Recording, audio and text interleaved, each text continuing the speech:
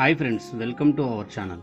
ముందు భాగంలో ద్రౌపది వస్త్రాపహరణం గురించి ఎంతో క్లుప్తంగా తెలుసుకున్నాం.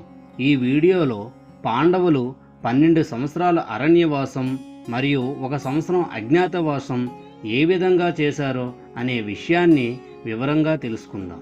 ఫ్రెండ్స్, మీరు మొదటిసారి మా ఛానల్ని చూస్తున్నట్లయితే సబ్స్క్రైబ్ చేసుకోండి, లైక్ చేయండి, షేర్ చేయండి. ఈ వీడియోని పూర్తిగా చూడండి. మేము చేసే ప్రతి ఒక్క వీడియో మీకు మెసేజ్ రూపంలో సమాచారం అందుతుంది.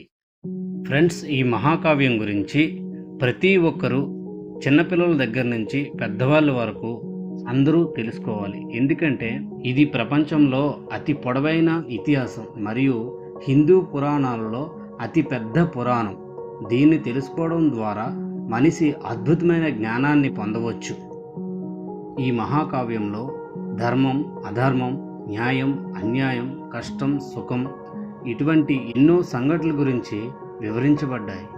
కాబట్టి మహాభారత గ్రంథాన్ని చదవడం, వినడం, తెలుసుకోవడం చేయాలి. ఇక వీడియోలోకి వెళ్దాం ఫ్రెండ్స్. వనవాసం మరియు అజ్ఞాతవాసం మహాభారతంలో అత్యంత ప్రధానమైన అంశాలు. పాండవులు జూదంలో అన్నింటినీ కోల్పోయిన తరువాత 13 సంవత్సరాల వనవాసం చేయాల్సిన శిక్షను అనుభవించారు. ఈ 13 సంవత్సరాలలో 12 సంవత్సరాలు వారు అడవుల్లో గడపాలి మరియు చివరి ఏడాది ఎవరికీ తెలియకుండా అజ్ఞాతంలో జీవించాలి. ఈ విపత్కర పరిస్థితులు పాండవులు సహనాన్ని, ధైర్యాన్ని మరియు ఐక్యతని పరీక్షించాయి. వనవాసం సమయంలో పాండవులు అనేక కష్టాలని ఎదుర్కొన్నారు. అడవుల్లో జీవించడం, అసురులతో యుద్ధాలు చేయడం మరియు పండితులతో సంభాషణలు జరపడం వంటివి ఈ కాలంలో చోటు చేసుకున్నాయి.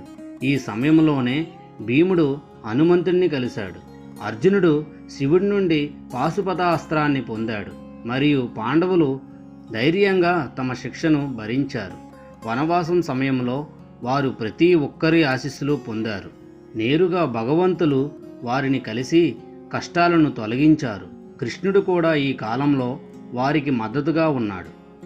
వనవాసం ముగిశాక పాండవులు అజ్ఞాతంలోకి వెళ్ళారు. అంటే వారు ఎవరికీ తెలియకుండా పాతినీ జీవనాన్ని గడపాలి. అజ్ఞాతవాసం సమయంలో పాండవులు విరాటరాజు దగ్గర పలు వేషాలలో పనిచేశారు. ధర్మరాజు కోటిపల్లి అనే బ్రాహ్మణుడిగా, అర్జునుడు బృహన్నలగా, భీముడు ఒలివాడిగా మరియు ఇతర పాండవులు కూడా తమ తమ పాత్రల్లో అజ్ఞాతంగా జీవించారు. ఈ సమయంలోనే పాండవులు ధైర్యం, సమర్థత మరియు ఐక్యత ప్రతిఫలించింది. వారు ఎవ్వరికీ తెలియకుండా విజయవంతంగా 13 సంవత్సరాలు పూర్తి చేశారు. అజ్ఞాతవాసం చివరిలో విరాటరాజు రాజ్యంపై కౌరవులు యుద్ధానికి వచ్చారు. ఆ సమయంలో పాండవులు కౌరవులపై యుద్ధం చేసి తమ శక్తిని మళ్ళీ చూపించారు. ఈ 13 సంవత్సరాల కాలం పాండవులు కేవలం శిక్ష మాత్రమే కాదు, వారిలోని ధైర్యాన్ని, సమర్థతను మరియు ధర్మబద్ధమైన విధిని నిరూపించడానికి కీలకంగా నిలిచింది. ఈ విధంగా పాండవులు జూదంలో ఓడిపోయిన తరువాత 12 సంవత్సరాలు అరణ్యవాసము, 1 సంవత్సరం అజ్ఞాతవాసం చేశారు. ఈ సంఘటన మహాభారతంలో అతిపెద్ద ఘట్టంగా మారింది. Thanks for watching friends.